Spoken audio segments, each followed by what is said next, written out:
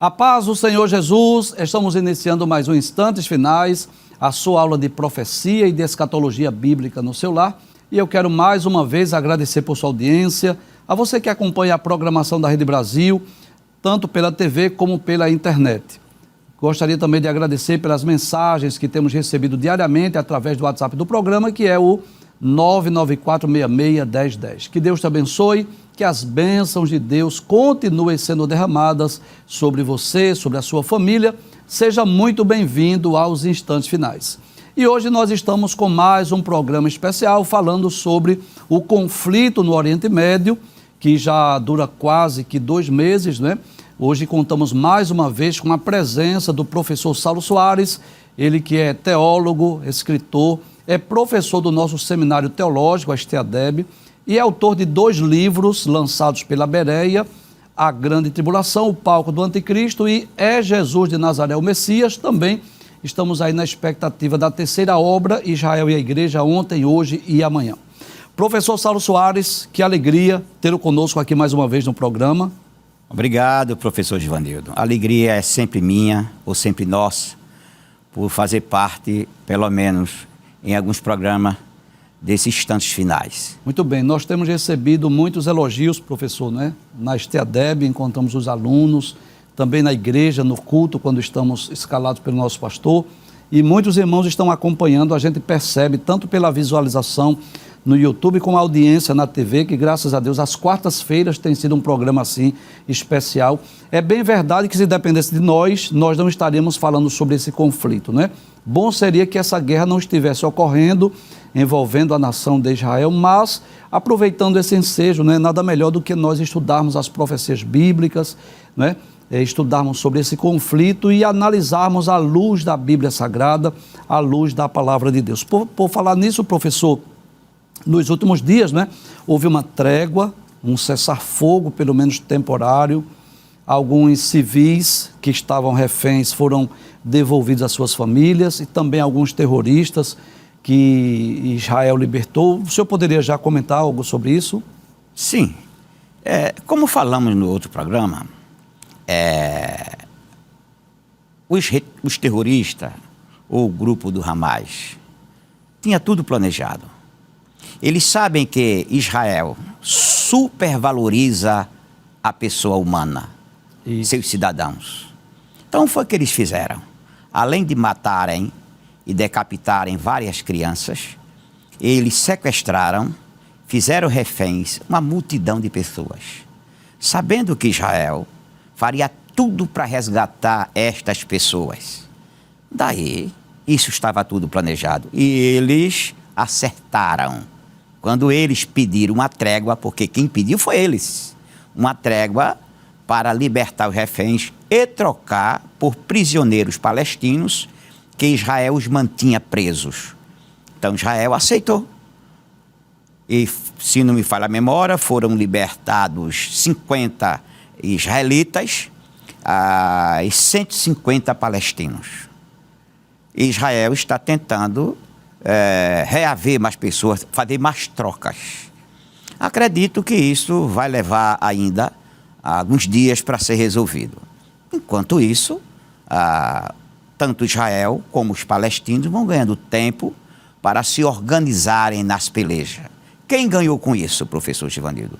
Quem ganhou com isso foi o Hamas, visto que Israel já entrou na cidade deles, já sitiou a cidade, já bombardeou vários túneis, e eles pediram a trégua. Israel deu e eles estão se reorganizando. E esses alimentos que estão entrando, essas águas, essas comidas e tudo mais, certamente vai para a mão daqueles que têm o poder na mão. Porque nós não falamos ainda nesse programa, mas quando a faixa de Gaza foi entregue pelos Israel aos palestinos, o Hamas entrou. E ele matou os líderes da faixa de Gaza, fizeram uma nova eleição e eles ganharam e dominam lá. Exato. E é bom nós lembrarmos, como disse o professor Saulo, tudo já estava premeditado, né? Já estava bem planejado. E o fato do Hamas não matar todos os reféns não é por compaixão, nem dó, nem misericórdia. Eles não mataram porque isso é proposital. Mataram o máximo de civis, de israelenses possíveis, no dia 7 de outubro, mas deixaram um grupo de reféns com eles, não mataram esses reféns, que era exatamente para fazer a troca com esses soldados do Hamas. Então a guerra continua, o conflito, as nossas orações continuam por Israel, pelo povo judeu, nossas orações continuam pelo povo da Palestina e tudo leva a crer que essa guerra vai perdurar, não é? Nós esperamos em Deus que Israel alcance o seu intento, que é exterminar o Hamas, porque caso Israel não venha nesse momento, exterminar o grupo Hamas, com certeza eles vão se fortificar e mais cedo ou mais tarde virá outro ataque. Professor, esse cenário de guerra, esse conflito, seria um momento ideal para o surgimento do anticristo? Não vejo assim. Biblicamente, o anticristo surge, o anticristo bíblico. Sim, sim. Certo? Ele surge após o arrebatamento da igreja. Não querendo dizer com isto que antes da igreja subir, o mundo já esteja globalizado e já esteja alguém no governo. Porque quando a Bíblia diz, lá em Daniel capítulo 9, versículo 24 a 27, principalmente no 27, que ele começará a liderar por uma semana ou 7 anos, com o aval de muitos. Significa que este local, este lugar, esta posição já tenha sido ocupado por outras pessoas. Sim. Portanto, no arrebatamento da igreja, esta posição estará vazia. Por quê? Porque o mundo deverá estar globalizado. Quando a gente começa a ler as profecias bíblicas, quando arrebatar a igreja, não vai dar tempo do mundo se organizar e globalizar e agilizar alguém que esteja à frente. Tudo já estará devidamente organizado, né? Isto. A plataforma de ascensão do anticristo já estará pronta na ocasião do arrebatamento. Já estará pronta. Portanto, não vejo nesta guerra o surgimento do anticristo, que ele nada poderia fazer. Porque o anticristo, ele contará com a ajuda das mais poderosas nações da terra a seu favor, principalmente as nações do Ocidente, que eu não acredito que as nações do Oriente vão se aliar ao anticristo, mas sim as do Ocidente. Quem são as do Ocidente? As Américas, a Europa e parte da Ásia, a África também, vai ficar do lado do anticristo. E não as grandes nações do Oriente, tais quais Rússia, China, Taiwan, Japão, Irã, não vão ficar do lado do anticristo. Não vejo essa verdade. Muito bem. Professor, tem como nós provarmos, à luz das profecias, se o anticristo será um judeu, se existe essa possibilidade de ele ser um palestino, por exemplo, um árabe, um muçulmano? Tem como nós provarmos isso à luz da Bíblia? Olhe, nós estamos num mundo de enganação, num mundo de narrativas. E quando nós ouvimos, vamos fazer uma narrativa, ou seja, vamos construir uma mentira. O dito é esse. Mas, segundo a Bíblia, o anticristo terá que ser nascido de uma virgem e terá que ser da linhagem de Davi, para os judeus aceitarem ele como seu líder. Porque os judeus vão coroá-lo rei, ou pelo menos tentar coroar a este homem rei. E jamais os judeus coroariam um palestino ou qualquer pessoa que não fosse um judeu para ser rei sobre eles. Portanto, não acredito que o anticristo será alguém nem do mundo gentil, também inclui os palestinos, mas sim um judeu. Mas que tipo de judeu será esse que trará enganação? Um judeu apostata. Se tem pessoas que traem sua pátria, em todo lugar tem. E entre os judeus, isso não foge à regra. Deve ver, porque no capítulo 20 de Ezequiel, a Bíblia diz que Deus julgará a nação de Israel. E lá está escrito que aqueles que não se enquadram na vontade de Deus, o Senhor os matará. porque eles serão convocados para a terra santa, mas não desfrutarão da terra santa, porque morrerão. Portanto, o judeu precisa ser, melhor, o anticristo precisa ser um judeu. Muito bem. Para quem deseja maiores informações sobre quem é o anticristo, né? Eu quero recomendar o livro do professor Saulo Soares, um dos livros lançados pelo professor, lançado pela Berea, é exatamente sobre o anticristo, né? A grande tribulação, o palco do anticristo, onde ele vai trazer informações importantíssimas, tanto sobre este período denominado de a grande tribulação, que também é chamado na Bíblia de a 70ª semana de Daniel, ou dia da angústia de Jacó, e nesse período de 7 anos ocorrerá o último dos governos humanos, que é exatamente o governo do anticristo. É sobre esse personagem que estamos falando hoje, porque chegaram bastante perguntas perguntando acerca desse personagem. Então, para nós cristãos, cremos que o verdadeiro Cristo, o verdadeiro Messias já veio ao mundo, né, há cerca de 2 milênios, é aquele que morreu na cruz do Calvário, deu a sua vida por nós e virá no futuro para arrebatar a sua igreja e 7 anos depois virá para implantar o reino milenial. Inclusive, se você deseja mais informações, você pode ler também outro livro do professor Saulo Soares, que é Jesus de Nazaré, o Messias, onde à luz das profecias bíblicas, o professor Saulo Soares vai provar, à luz das profecias, que Jesus é o verdadeiro Messias. Só que é bom nós lembrarmos isso. O povo judeu ainda estão aguardando o Messias. O povo judeu só crê, por exemplo, na inspiração do Antigo Testamento.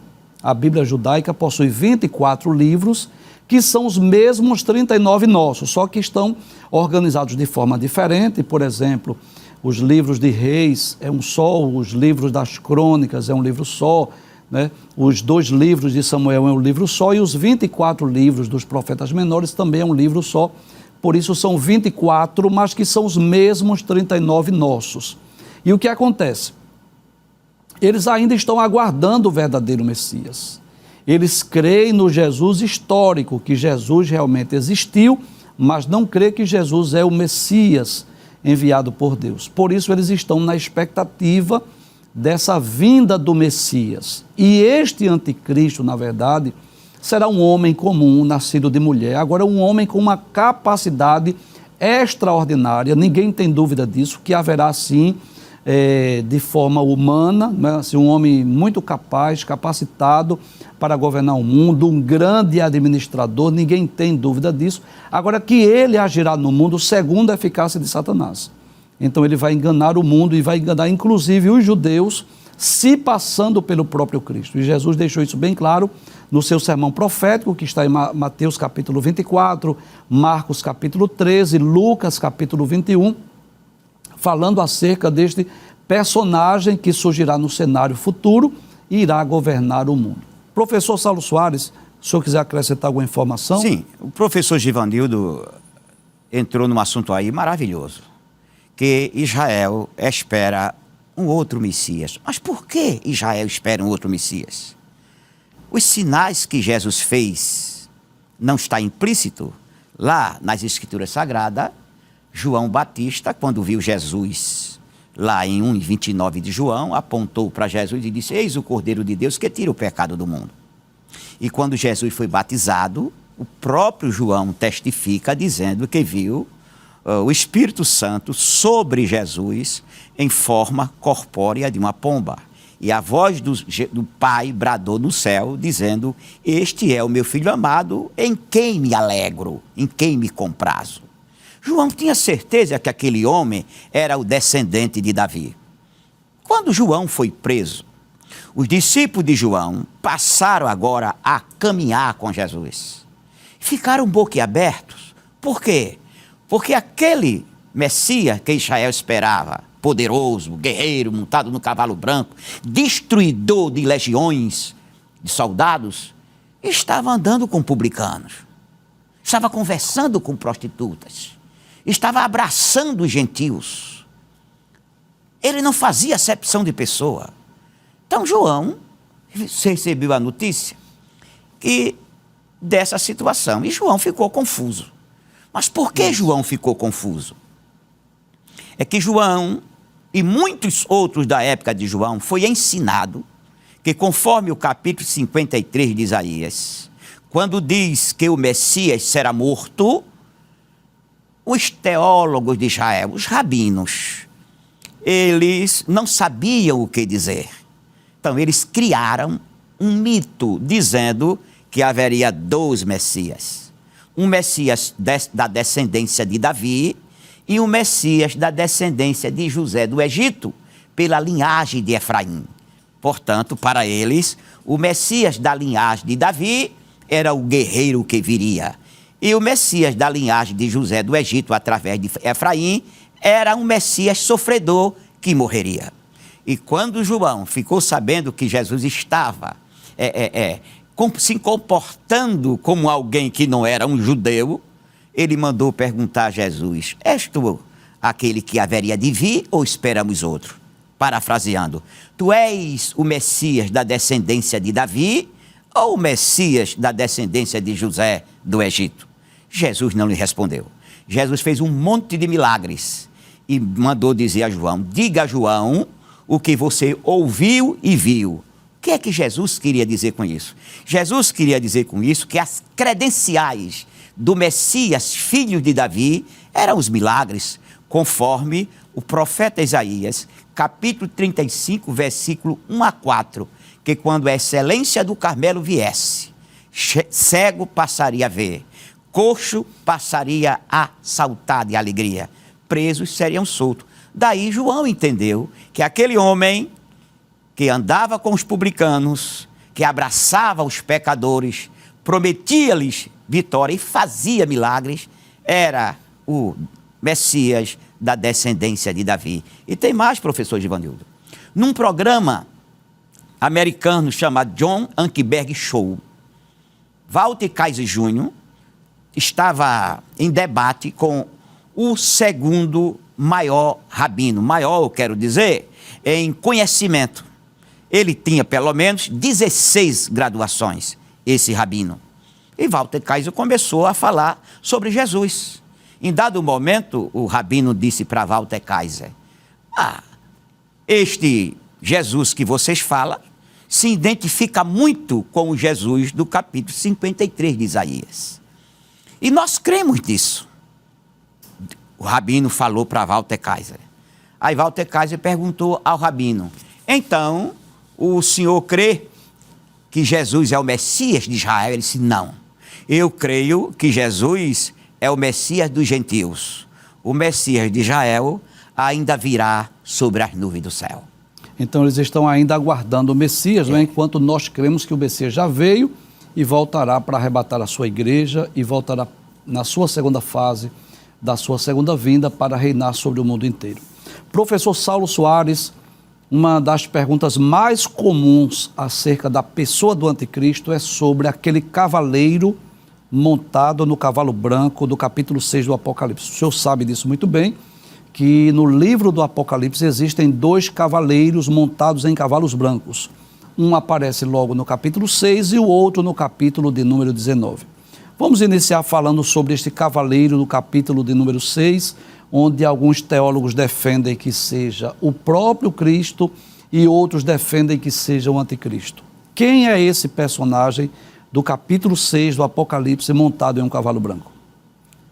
O grupo maior defende que é o anticristo e um grupo menor defende que é Jesus. Mas por quê?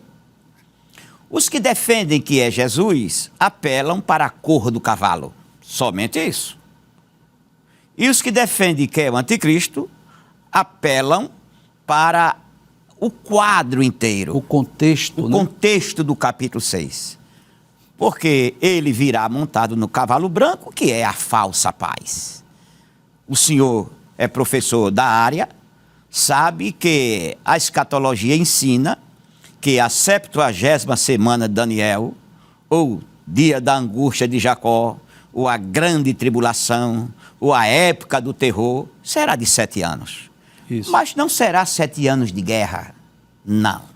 Será os primeiros 3 anos, é de uma paz fictícia, uma paz falsa, onde este homem chega-se e ele é posto como o maior líder mundial da época. E ele trará bênção para a humanidade que o mundo espera. O que é que os crentes neófitos esperam de Jesus? Roupa, sapato, né? Tem muitos crentes que pregam isso, alegria, pulo, saúde, educação, segurança. É isso que o anticristo vai dar à terra naqueles dias. E as pessoas vão pensar que ele é o Cristo. Tá certo? Então, em determinado momento que nós veremos depois, ele vai se revoltar e vai mostrar a sua verdadeira face.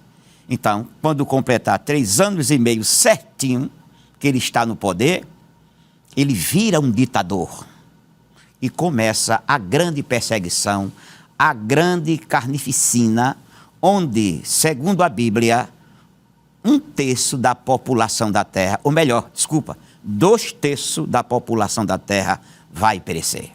Muito bem, então é bom lembrarmos que este cavaleiro montado no capítulo 6 do Apocalipse, primeiro ele aparece junto com outros cavalos, né?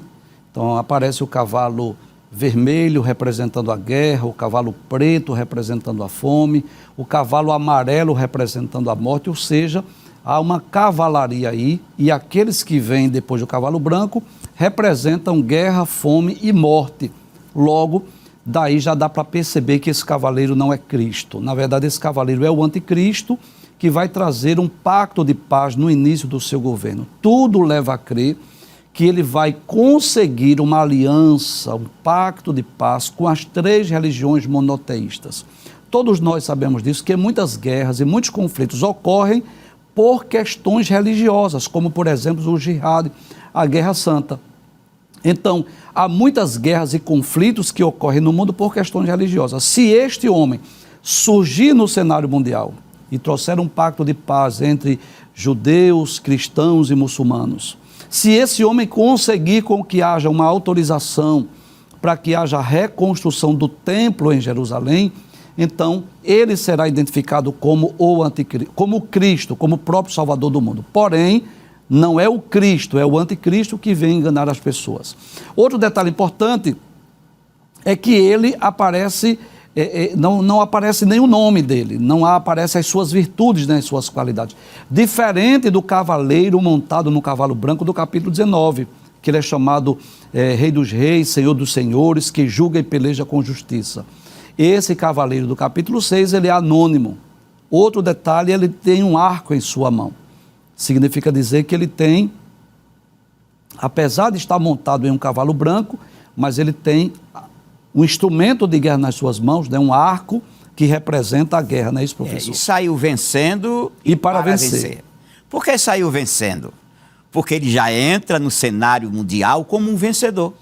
Porque ele é chamado para liderar. E vencendo e para vencer, porque ele pretende alargar o seu domínio, aumentar o seu domínio. Daí, esta é a pretensão do homem da iniquidade. Deixe-me acrescentar um pouquinho. Pois não. É o desejo de todo aquele que tem poder humano na mão, certo? Se estribar, porque o homem revela o seu caráter quando tem poder. Então, queremos deixar bem claro aqui que nós entendemos assim, nós cremos que esse cavaleiro montado no cavalo branco, no capítulo 6 do Apocalipse, não é o Cristo, é o anticristo que vai governar o mundo durante esses 7 anos de tribulação. Mas, professor, que coisa interessante.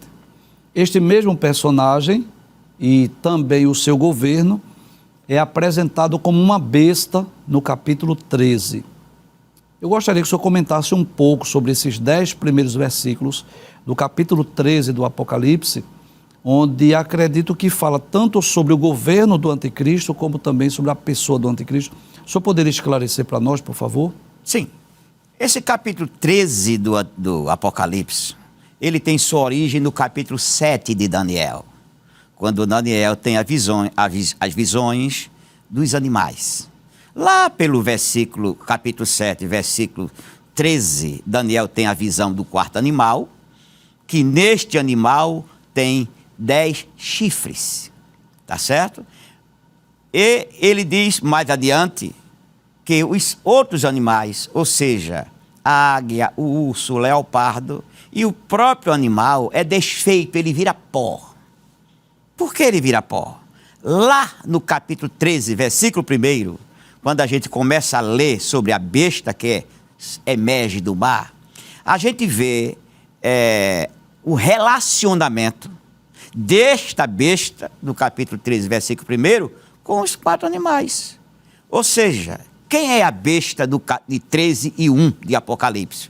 É o futuro governo mundial, que tem as características do governo babilônico, do governo romano, do governo grego e do governo medo-persa. Todas aquelas características estarão naquele governo do final dos tempos.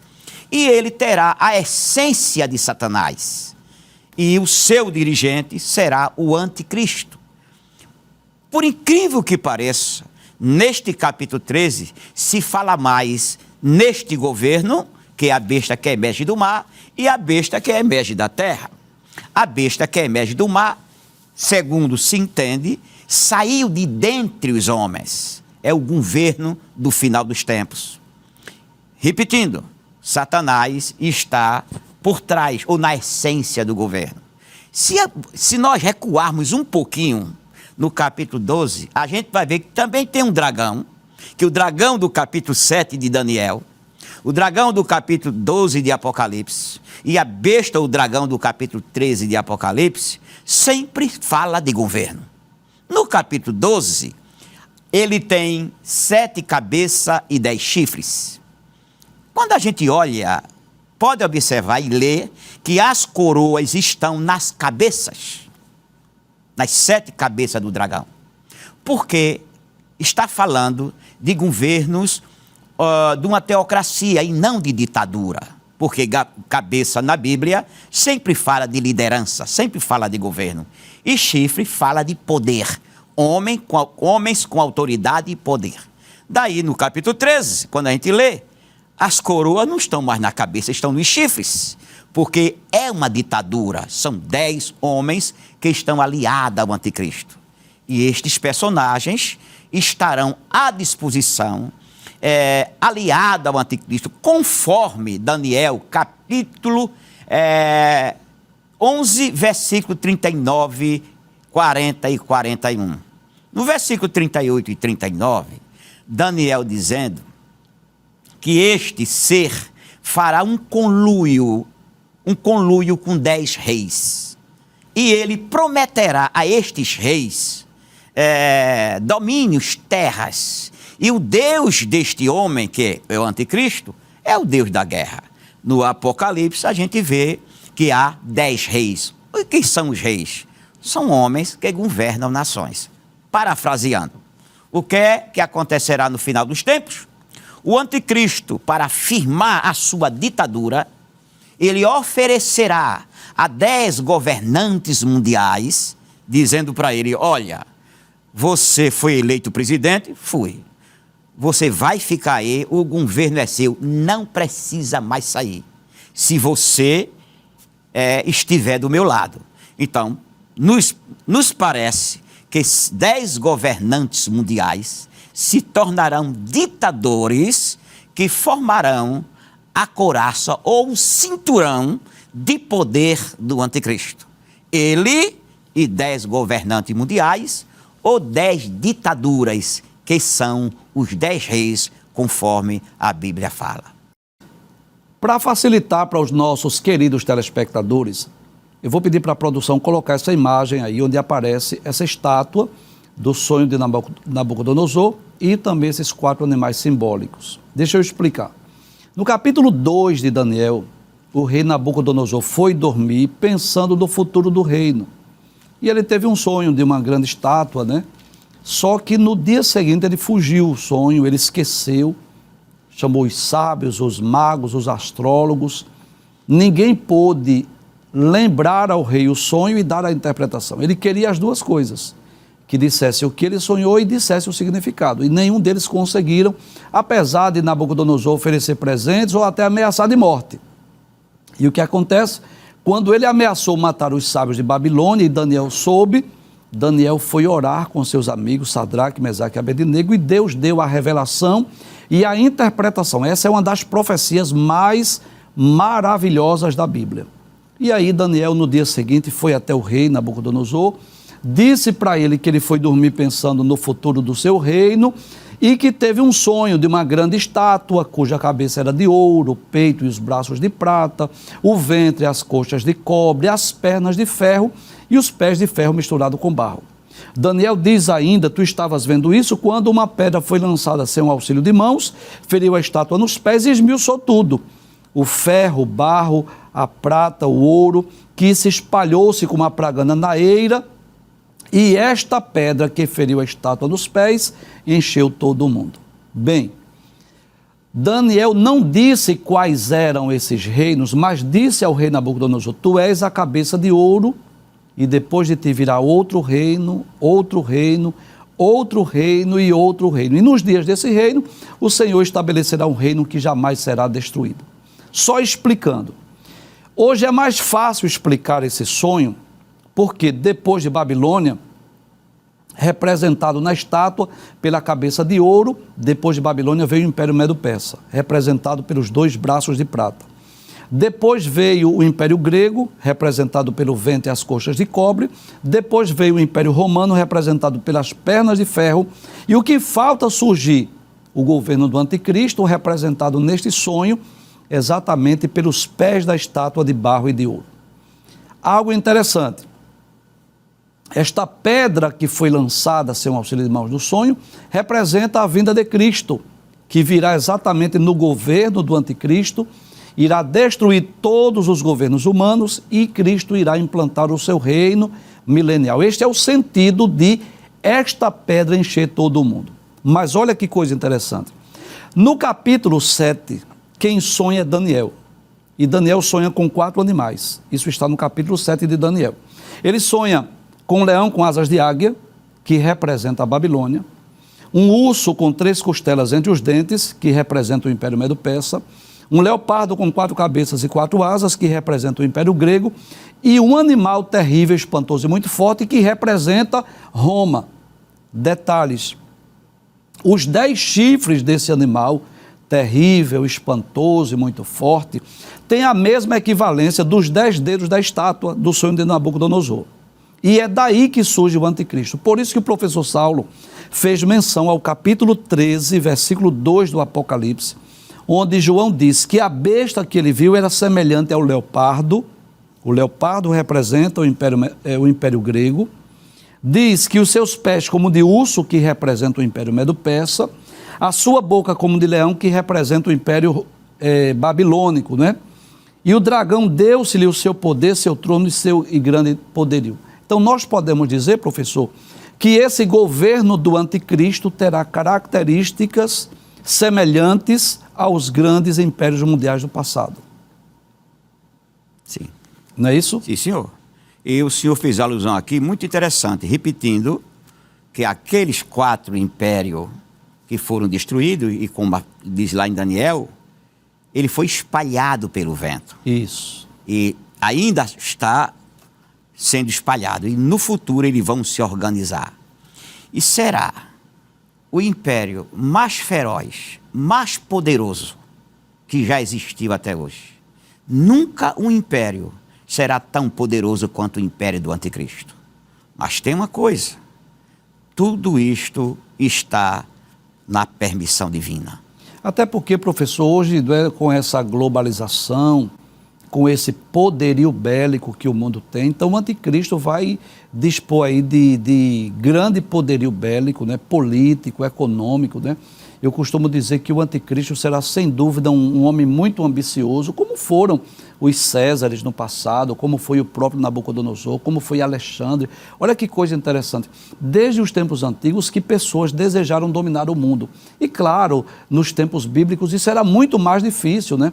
Para a Síria, para a Babilônia, para o Egito, para o Império Medo-Persa, tudo era muito mais difícil porque o mundo não estava globalizado. Hoje, não é, com a globalização, o mundo dividido em blocos econômicos, assim, então os países com suas relações comerciais, hoje com a tecnologia, a modernidade, fica muito mais fácil para alguém governar o mundo. E detalhes, é muito importante nós atentarmos para isso, que por trás desse desejo humano, desta intenção humana de governar o mundo, há uma ação demoníaca, não é? O desejo de Satanás de utilizar-se deste homem, que será o anticristo, alguém que vai se passar pelo próprio Cristo para governar o mundo.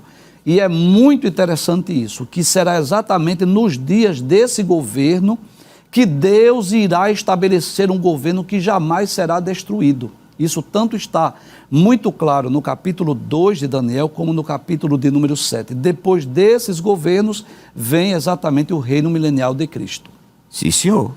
Sim, senhor. E ele, depois do reino milenial, haverá também uma peleja, onde Deus, mais uma vez... Em outras palavras, professor Ivanildo, depois que a igreja subir, toda a terra está dentro do governo do Todo-Poderoso. Sim, sim. Tudo que um homem fizer, ele responderá quase que imediatamente pelo seu pecado.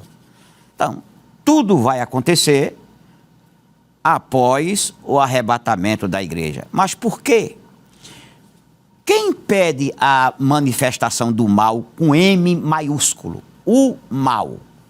Quem impede a manifestação do mal não é a igreja. A igreja não é eterna. A igreja não é onisciente. A igreja não tem poder para vencer o mal, porque a igreja é feita de dois tipos de elementos: o elemento humano e o elemento divino.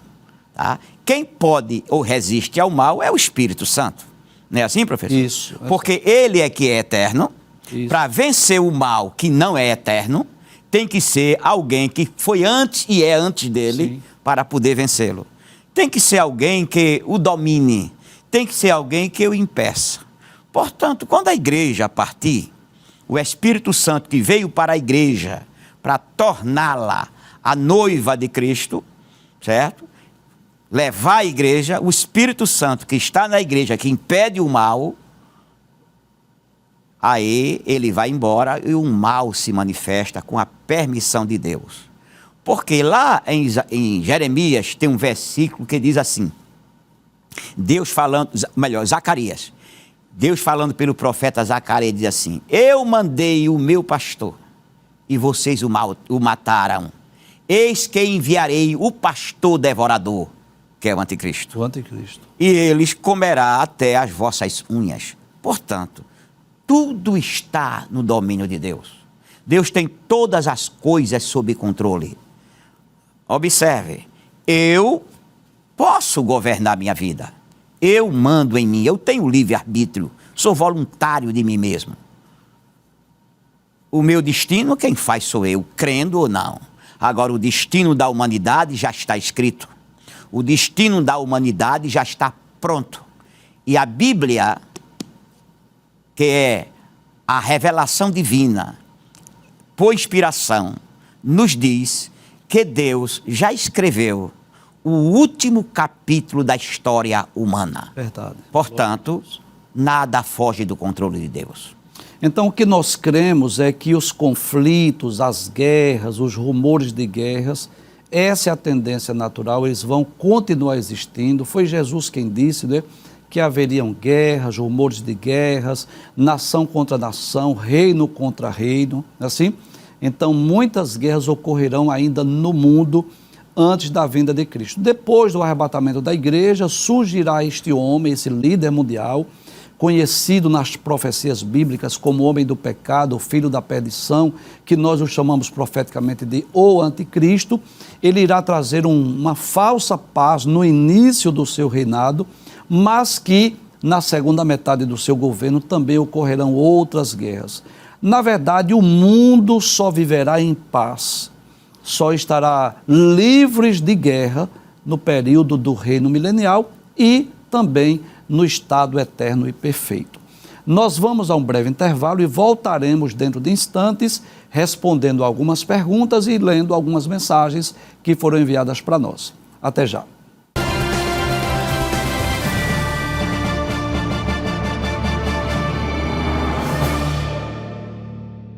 Estamos de volta com o programa Instantes Finais. Hoje, mais um programa especial falando sobre este conflito no Oriente Médio.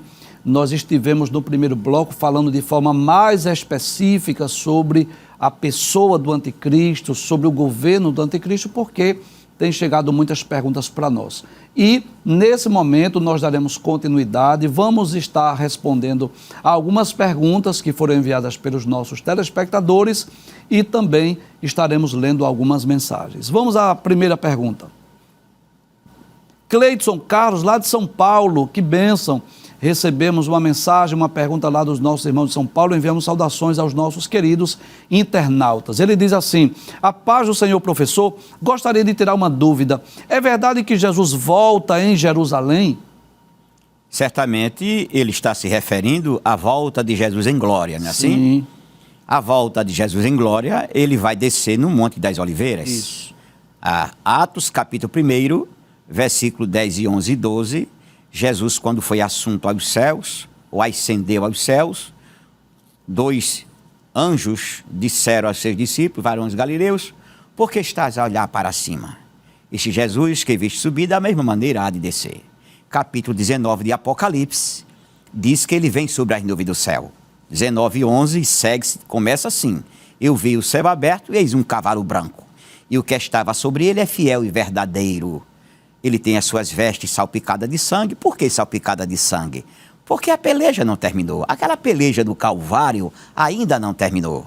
Salmo 110, versículo 1 diz assim: disse o Senhor ao meu Senhor: assenta-te à minha direita, até que eu ponha teus inimigos por os cabelos dos teus pés. Ou seja, a guerra começou no Calvário e vai ser concluída quando ele vir em glória. Então, Jesus, quando vier em glória, se dirigirá ao Monte das Oliveiras com as hostes angelicais e certamente com a igreja e os crentes do Antigo Testamento, todos transformados num corpo semelhante ao de Jesus, como está escrito em Filipenses capítulo 3, versículo 21. Ele transformará o nosso corpo abatido num corpo semelhante ao dele. E essa profecia também, professor, está em Zacarias capítulo 14, versículo 4. Eu gostaria que o senhor comentasse um pouco, apesar que nós já lemos esse texto, né, em outros programas, mas ele diz de forma bem clara, né, que os seus pés estarão sobre o Monte das Oliveiras, né? E o Monte das Oliveiras vai se fundir. Né, Foi assim? bom o senhor lembrar disso. 14, né? Quando Jesus vier sobre o monte, para a terra, ele vai vir para o Monte das Oliveiras. Sim. Seus pés estarão ali. E nós cremos na literalidade disso, né? Sim, porque nós cremos na profecia. O senhor já pensou, professor Givanildo, se as profecias fossem interpretadas alegoricamente? Quem é que compreenderia? João Valvurde, que o senhor conhece de leitura, ele diz que há aquela profecia que o rio Eufrates vai ser aberto. Ele leu 100 comentários, uma centena de comentários sobre aquele rio Eufrates ser aberto. 100 pessoas comentaram isto e ele leu todas as 100. 50 comentários que aquilo é uma alegoria e 50 comentários que aquele texto é literal. Os 50 comentários, que é uma alegoria, nenhum era idêntico ao outro. Mas os 50 que trata como literalidade, todos eles são iguais. Portanto, as profecias devem ser entendidas na sua literalidade. Exato. E nós cremos disso, que o reino milenial, o reino messiânico, o reino de nosso Senhor Jesus Cristo é um reino literal. Nós cremos sim que serão 1000 anos, Cristo reinando na terra. Então, na segunda fase da sua segunda vinda, cremos sim que Jesus descerá sobre o Monte das Oliveiras. Vamos ler uma mensagem? Vaneide Coutinho, lá pelo YouTube, diz assim: agradeço a Deus pela vida dos seus servos, pois através de vocês, Deus conforta os nossos corações e fortalece a nossa fé em sua palavra ministrada. Deus vos abençoe, professores. Deus abençoe, irmã Vaneide. Obrigado por sua mensagem, né? Queremos agradecer aos nossos queridos telespectadores, também os nossos queridos internautas que acompanham o nosso programa, tanto pela TV como também pela internet lá no YouTube. Lembrando, né, que os irmãos pelo YouTube têm essa facilidade de assistir o programa quantas vezes quiser. Os irmãos que por alguma razão não estão em casa, não podem assistir pela TV, poderão depois ver o reprise aí ou assistir quantas vezes quiser pelo YouTube. Deus abençoe. Vamos à próxima pergunta. Descartes, aqui de Novo Benfica, diz assim: a paz do Senhor Jesus Cristo. Amado professor Givanildo Hermano, minha dúvida é se esse acontecimento no Oriente Médio tem fundo escatológico. Grato por sua ajuda para comigo e família. Muito bem, professor Saulo, como respondemos aí o irmão Descartes sobre esse acontecimento, essa guerra, esse conflito envolvendo Israel, tem um fundo escatológico aí? Fundo escatológico tem, só não tem uma profecia específica para esse assunto. Todas as guerras que existiram depois que Cristo veio, que existe e que existirá, todas elas têm cunho escatológico. Principalmente as guerras do Oriente Médio, ela tem cunho escatológico. Mas só existe 2 ou 3 guerras que acontecerá no Oriente Médio com cunho escatológico. Isso. É bom lembrar, não é que de forma profética, direta, escatológica, as 3 guerras futuras mencionadas pelo professor Saulo, primeiro é a guerra de Gog e Magog, capítulo 38 e 39 do livro de Ezequiel, que tudo nos leva a crer que será outra guerra, não está envolvida nesse conflito atual. A outra guerra é a batalha do Armagedon, no final da grande tribulação, e ainda uma outra guerra, que também é chamada de Gog e Magog, no final do milênio. Essas 3 guerras, sim, de caráter escatológico, profético, existem profecias específicas. Essa atual, que começou no dia 7 de outubro, esse atentado terrorista aí contra a nação de Israel, essa guerra envolvendo o Hamas e o grupo islâmico, né, o Hezbollah, na verdade não é diretamente o cumprimento de uma profecia. Porém, Jesus, no seu sermão profético, deixou isso bem claro, que os judeus seriam odiados de todas as nações. E é isso que nós temos percebido, né? Porque o que mais me admira não é essa invasão por parte desse grupo terrorista Hamas. O que mais me admira não são as atrocidades cometidas contra os israelenses. O que mais me admira, me chama a atenção, são pessoas que apoiam esse grupo terrorista espalhado pelo mundo. Inclusive, aqui no Brasil, pessoas que estão a favor do grupo Hamas. E é bom lembrar isso. Nós não somos contra o povo palestino, claro que não. Existem civis, pessoas inocentes perdendo as suas vidas. Por quê? Porque o grupo Hamas está infiltrado junto deles, não é assim? Eles fazem túneis subterrâneos embaixo de hospitais, embaixo, né, de escolas. Para quê? Para se abrigarem, fazem dos civis escudos humanos. Mas esse grupo terrorista, o desejo de Israel é exterminá-lo, porque se não exterminar, mais cedo ou mais tarde, Israel será vítima mais uma vez. Respondida a pergunta do irmão Descartes, vamos à próxima mensagem. A irmã Simone Arruda, também pelo YouTube, diz: eu amo a nação de Israel, relógio da humanidade, termômetro do mundo, louvado seja Deus, louvado seja o Eterno, Shalom Adonai. Deus abençoe professor Saulo e professor Givanildo, Deus abençoe irmã Simone, não é? Nós como cristãos, como servos de Deus, precisamos orar pela paz de Jerusalém, não é? Nós como cristãos não podemos estar contra a nação de Israel. É claro que estudando a história bíblica, estudando a história do povo de Israel, nós entendemos isso, cometeram as suas falhas, não é assim? É claro, ninguém vai negar isso. Houve períodos de apostasia, o período da incredulidade, houve momentos de murmuração, porém nós como cristãos precisamos orar pela paz de Israel. E é um povo que nós amamos, porque Jesus também veio da linhagem de Abraão, Isaque e Jacó. Eu creio que você concorda comigo, né, que é desejo de todo cristão que ama a Bíblia, ama as Sagradas Escrituras, ao menos uma vez na vida ir em Israel, o desejo de conhecer a Terra Santa, pisar nos lugares que Jesus e os apóstolos caminharam, não é assim? Então a nossa irmã, ela fala aí que Israel é o relógio da humanidade, professor, termômetro do mundo, né? E ela diz assim, Shalom Adonai. Então queremos louvar a Deus pela vida da irmã Simone, agradecer a sua mensagem e falar mais uma vez desse nosso compromisso de orarmos pela paz de Jerusalém, porque é promessa bíblica, prosperarão aqueles que te amam. Vamos à próxima mensagem, à próxima pergunta. Vanessa Fernandes, aqui do Curado 4, em Jaboatão, diz assim: paz do Senhor, por que os judeus não gostam dos cristãos? Boa pergunta, professor Saulo. É uma boa pergunta.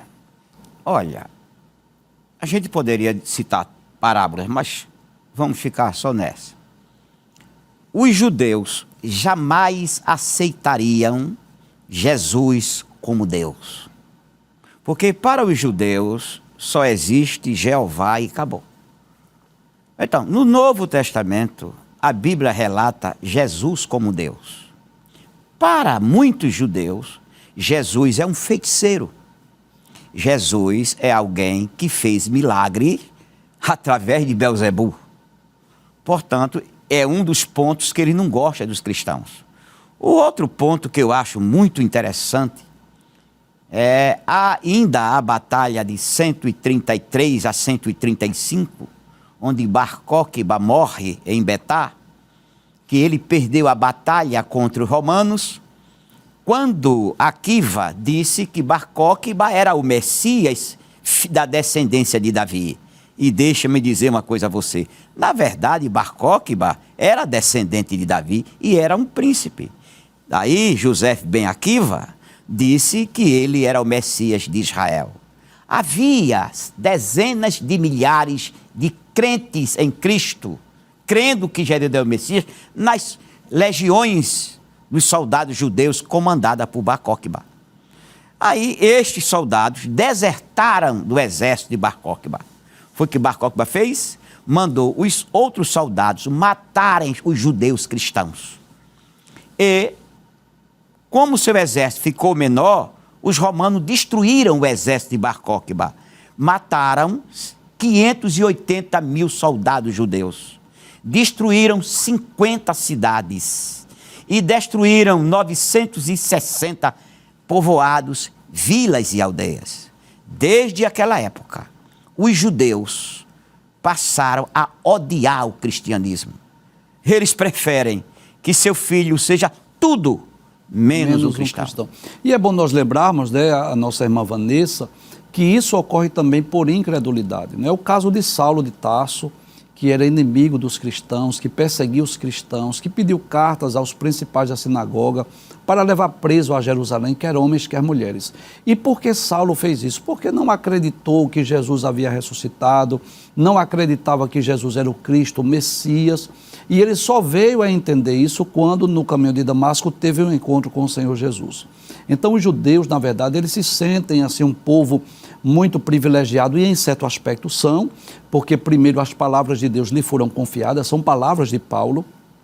Deus deu a eles, né, a lei, os mandamentos, as ordenanças, o culto. Paulo deixa isso bem claro na carta aos Romanos, né? Porém, eles não compreenderam que Jesus é o Cristo, o Messias. Não creem que Jesus é o Cristo, o Messias. Então, nós cremos em Cristo, que Jesus é o Messias esperado, enquanto que os judeus ortodoxos, aqueles que não são messiânicos, ainda estão aguardando o Messias. Por essa razão, eu diria também que, por incredulidade, eles não gostam dos cristãos. Vamos à próxima mensagem. Rayane Acioli diz assim: sem dúvida é o melhor programa de escatologia do mundo. Deus abençoe os professores Saulo e Givanildo. Amém, irmã Rayane, Deus abençoe e obrigado pela sua audiência. Vamos à próxima pergunta. Adriano de Nova Descoberta em Recife diz assim: a paz do Senhor. Vocês sempre falam que Israel é a videira e que irá florescer. Como se dará este florescer? Boa pergunta, professor Saulo, acerca de Israel, dessa figueira que irá florescer. Ele diz videira, mas na verdade é uma figueira, né? Na verdade, já está florescendo faz tempo, desde 1948. A gente percebe isso no capítulo 37 de Ezequiel, no Vale de Ossos Secos. O profeta Ezequiel, que foi o profeta do cativeiro e foi na segunda leva, em 597, ele profetiza ali no capítulo 37 do seu livro, sobre um vale de ossos secos. Muito interessante. E esse vale de ossos secos representa a própria nação de Israel. Diz a Bíblia que está sequíssimo. Aí Deus diz para Ezequiel profetizar para aqueles ossos, para ter vida, e Ezequiel diz que Deus sabia que sim. Então ele profetiza, e no versículo 10, o Senhor diz que o Espírito entrou naqueles ossos, que eles criaram nervos, criaram tendões, criaram carnes, criaram peles, voltaram à vida e deu o Espírito.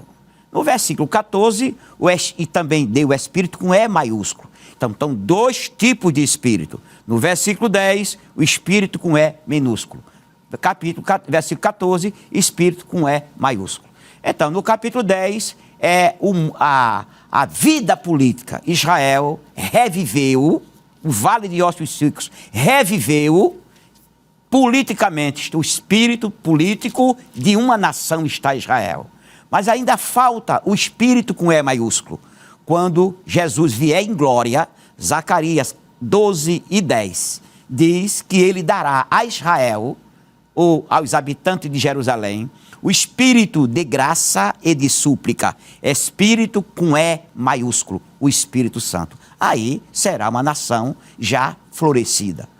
Muito bem, nós estamos chegando ao final do programa, essa entrevista abençoada, e nós queremos mais uma vez agradecer ao professor Saulo Soares, né? Nós nos sentimos muito honrados em estar aqui entrevistando, né? Palestrando, apesar desse momento de conflito, que o nosso desejo é que Israel estivesse em paz, porém, achamos por bem, nesse período, estarmos comentando sobre esse conflito, trazendo, né, um esclarecimento à luz da Bíblia e das profecias. Professor Saulo, é sempre um prazer tê-lo conosco. Eu dou o meu muito obrigado por causa disso, professor Givanildo. Mas deixe-me dizer, quem gosta da história de Israel, de profecias bíblicas, adquira o livro que o professor Givanildo sempre fala aqui. É Jesus de Nazaré o Messias? Nós trabalhamos com mais de 150 profecias do Antigo Testamento, já cumpridas em Jesus de Nazaré. E estamos aguardando também, professor, o lançamento do novo livro, né? Israel e a Igreja, ontem, hoje e amanhã, com certeza, né, nós teremos a oportunidade aqui de também termos alguns programas específicos sobre este livro, para esclarecer aos nossos queridos irmãos, né, falar da nação de Israel e da Igreja no passado, no presente e também no futuro. Muito obrigado, professor. Muito bem, se Deus permitir, na próxima segunda-feira nós estaremos juntos mais uma vez, lembrando que o programa Instantes Finais, nas segundas e terças-feiras, estamos estudando sobre a atualidade da mensagem dos profetas menores, e nas quartas-feiras esse programa especial com o professor Saulo Soares. Na próxima semana nós estaremos estudando as profecias do livro de Abacuque, na segunda e terça-feira, e se Deus quiser, na quarta-feira, teremos mais uma entrevista com o professor Saulo Soares. Se você deseja enviar uma mensagem, uma pergunta, anote aí o número do WhatsApp, que é o 994661010. Até o próximo encontro, se Deus assim nos permitir, a paz do Senhor Jesus. Não esqueça, nós estamos nos instantes finais.